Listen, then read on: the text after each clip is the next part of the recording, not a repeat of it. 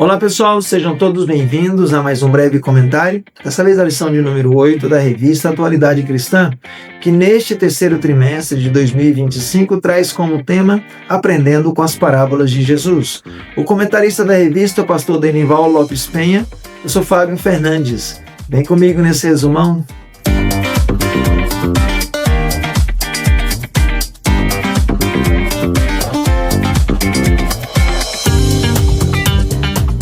Pessoal, o título da lição de número 8, a parábola do rico insensato.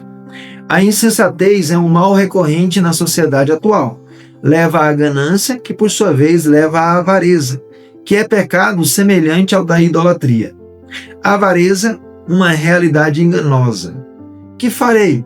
Essa foi a pergunta introspectiva de um homem rico e que acabara de acumular mais riqueza, ainda a sua fortuna, porque sua herdade acabara de lhe dar uma colheita abundante.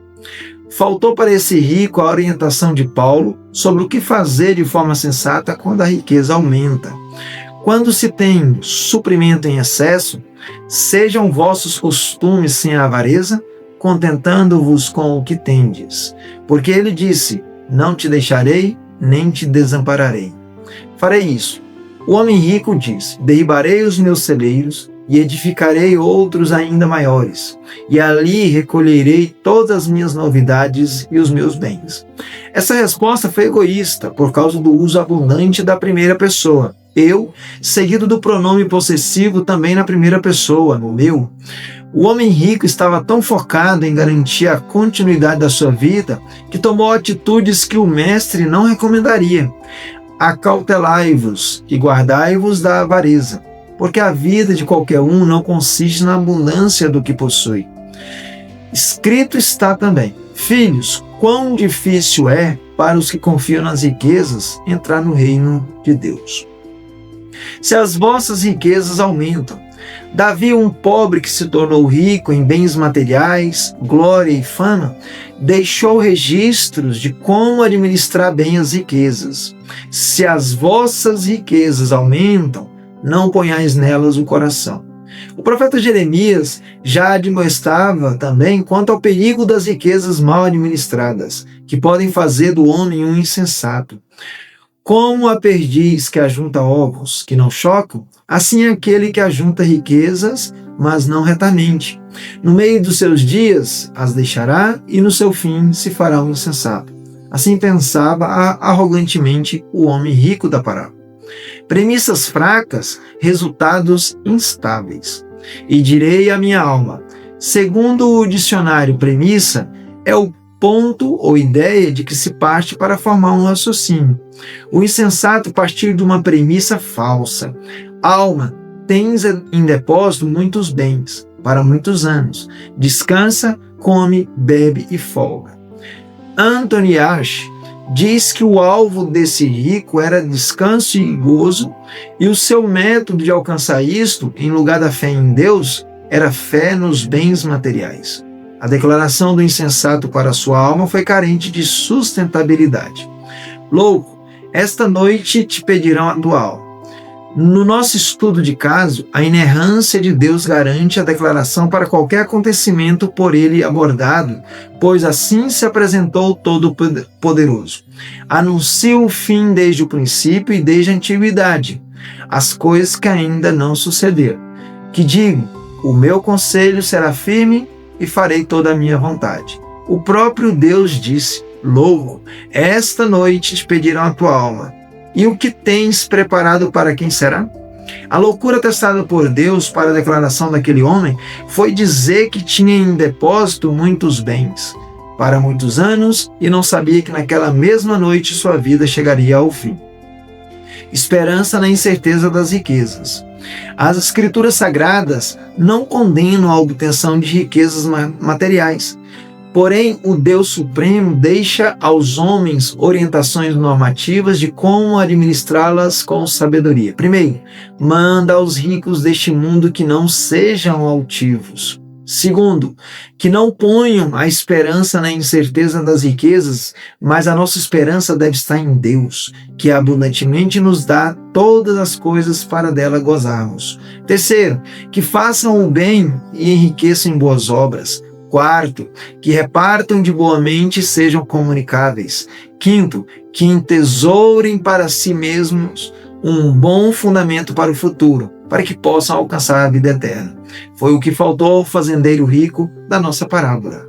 Algumas lições práticas para a vida cristã. Diga não ao egoísmo. O egoísta coloca os seus interesses acima dos interesses dos outros de forma excessiva.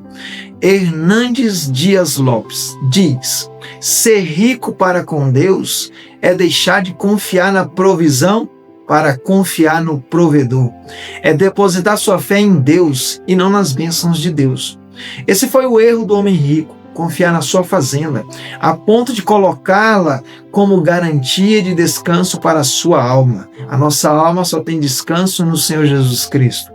Riqueza, em seu devido lugar na vida, é de grande valia. Então José, cognominado pelos apóstolos Barnabé, que traduzido é filho da consolação, levita, natural de Chipre, possuindo uma herdade, vendeu-a e trouxe o preço e o depositou aos pés dos apóstolos. Diga não ao sentimento de autossuficiência.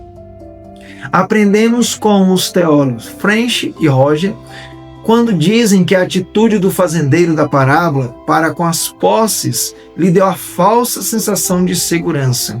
O salmista disse: não confieis na opressão, nem vos desvaneçais na rapina. Se as vossas riquezas aumentam, não ponhais nelas o coração. O engano da autossuficiência demonstra o pouco conhecimento que as pessoas têm em Deus.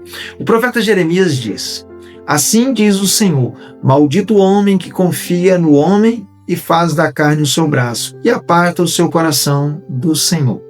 Faça sua parte e confie em Deus. O Deus de planos e projetos conta com o ser humano para uma ação em parceria. Paulo deixou instruções de como a prosperidade do trabalho do Senhor conta com a ação de pessoas e em partes específicas, cada uma com a sua importância, porém sincronizados entre si. Paulo plantou, Apolo regou, porém o crescimento veio do Senhor. Assim foi em toda a história da igreja na terra. Nos primeiros momentos de sua história, o Espírito Santo usa de forma poderosa homens e mulheres, distribuindo dons que os capacitam para ações diversas e esvaziando de egoísmo, pois o mesmo Espírito opera tudo em todos.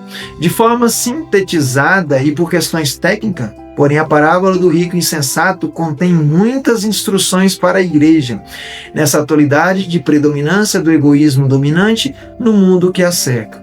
Os conceitos bíblicos aqui encontrados ajudarão a igreja a depender do Senhor, não somente nas questões espirituais, como também no viver ético cristão que a projete sem egoísmo ou ganância. Pois bem, pessoal, quero agradecer por ter assistido até aqui esse breve comentário da lição de número 8. Também quero deixar o convite para você participar conosco da Escola Bíblica Dominical das 9 às 11 horas, na Igreja Evangélica Assembleia de Deus, pastoreada pelo pastor Joel Moré. Nós estamos localizados na quadra 118, lote A, ao lado do quartel do Corpo de Bombeiro de Santa Maria, Distrito Federal. Um forte abraço para todos vocês, fiquem com Deus, Deus abençoe a todos.